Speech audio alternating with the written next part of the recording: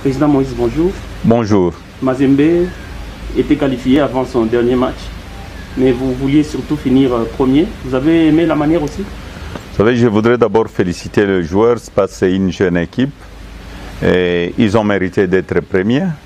Ils ont fait beaucoup d'efforts parce qu'il y a des jeunes gens qui sont venus de notre académie. Mais le dur reste à faire.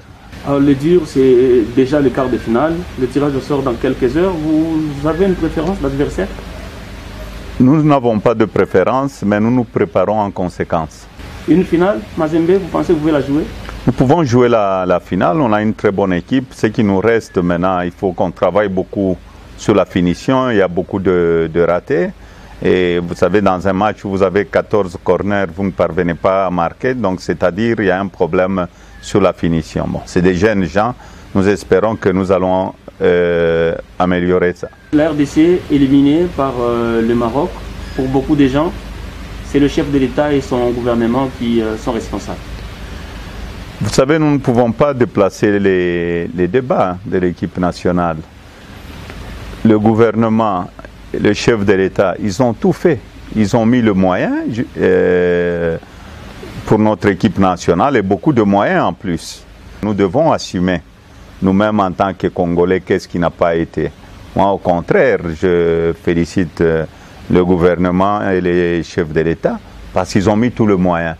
Un match de football, ce n'est pas le président de la République ou le président de Mazembe qui va aller jouer sur le terrain. Un match de football, ça se prépare.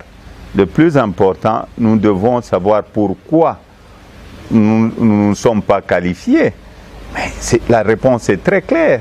Vous aviez déjà vu une équipe nationale sans appeler les locaux, les joueurs locaux là.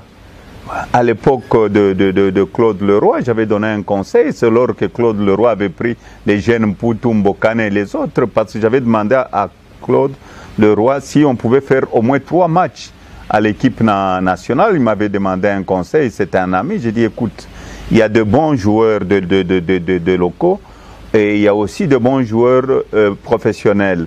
Mais on peut voir, livrons 3 matchs. Et ils ont livré les 3 matchs à Kinshasa, si les Kinois ont une très bonne mémoire, parce que si on avait préparé notre équipe nationale ici, 3 matchs ou 2 matchs entre les locaux et les professionnels, l'entraîneur pouvait voir qu'il y avait de bons joueurs aussi. Et là, il pouvait avoir l'ossature d'une très bonne équipe qui allait se qualifier pour la Coupe du Monde au Qatar. Mais moi, je n'aime jamais fuir mes responsabilités. Nous devons assumer, nous tous en tant que Congolais. La faute surtout incombe à l'organe technique qui est la FECOFA. C'est des choses comme ça, vous vous adressez aux dirigeants de clubs. Qu'est-ce que vous voulez que nous puissions faire?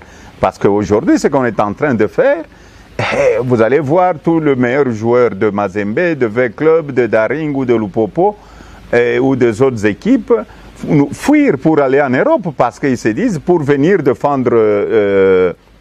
pour venir jouer au pays, il faudrait que je sois professionnel, que je sois en dehors du pays, ce qui est vraiment triste pour notre football congolais. Nous avons de bons joueurs locaux ici et on ne refuse pas que les professionnels viennent soutenir les locaux aussi, comme nous puissions avoir une vraie équipe nationale. Moi, je crois que prochainement, et au lieu d'aller chercher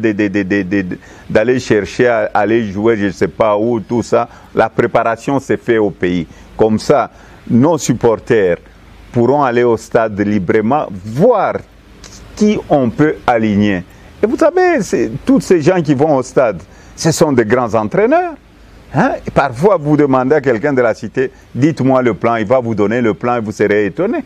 Donc pour moi, j'assume, le gouvernement a fait sa part, le chef de l'État a mis le moyen qu'il fallait, c'est à l'organisation, donc l'organisation technique qui est la FECOFA. Il ne faut pas qu'on déplace les débats, il faut savoir assumer dans la vie les choses. Président Moïse, il paraît que le Maroc a mis beaucoup de moyens alors que du côté de la RDC, il n'y avait pas suffisamment de moyens pour rivaliser, mais on apprend qu'il y aurait 4 700 000 de primes. Bon, moi je crois qu'il faut faire la part des choses. Nous ne pouvons pas comparer notre budget au budget de Marocains. Mais le gouvernement, ils ont tout fait. Ils ont donné le moyen. Il y a eu des supporters qu'on a vus au Maroc. Vous savez, un match de football, ça coûte de l'argent. Mais notre pays est en guerre. Il faudrait savoir apprécier. Nous ne pouvons pas nous comparer aux Marocains. Si vous regardez, allez sur Internet. Peut-être vous allez dire le président Moïse est en train de dire des choses. Allez sur Internet, allez sur Google, vous cliquez, vous budget Maroc, budget, vous faites la comparaison entre le budget de la République démocratique du Congo. Je crois que nous avions fait plus que le Marocain avec nos peu de moyens. Ce que je condamne surtout, c'est vrai, je ne sais pas si il y a eu 4 700 000 $, je ne sais pas. Ce que je condamne, moi, c'est cette politique de donner une prime avant le match. Parce qu'il y a des joueurs qui disent, si nous n'avons pas la prime, nous n'allons pas jouer. Ce sont des joueurs mercenaires. Vous-même, en tant que journaliste, vous avez des enfants. Moi, je suis père de famille. J'ai toujours exigé à mes enfants de m'amener de bons bulletins. Et je promets toujours quelque chose, un petit cadeau, peut-être un petit cadeau à mon fils, tout ça. Si tu fais des efforts, je vais essayer de voir selon le petit moyen, tu as été donné quelque chose. Mais si je donne la chose, c'est un exemple que je donne, je dis, tu réussis, je vais t'acheter une moto. Mais avant même les examens, je donne la moto à mon fils. Est-ce que cet enfant-là va m'amener un bon bulletin? Pas du tout. Pas du tout. Mais si les joueurs touchent déjà leur prime, qu'est-ce que vous cherchez encore? Qu'est-ce que vous cherchez? Chez moi, chez Mazembe, depuis que j'ai commencé, vous n'avez pas gagné, vous n'avez pas de prime. Et l'argent rentre au trésor public si vous ne gagnez pas le match. On vous donne de l'argent, vous allez là-bas. Mais il y a des joueurs qui vont dire, ah, si on n'a pas la prime avant, mais prenez les autres joueurs. On a beaucoup de joueurs au Congo. Il faut que les gens viennent se battre pour notre pays.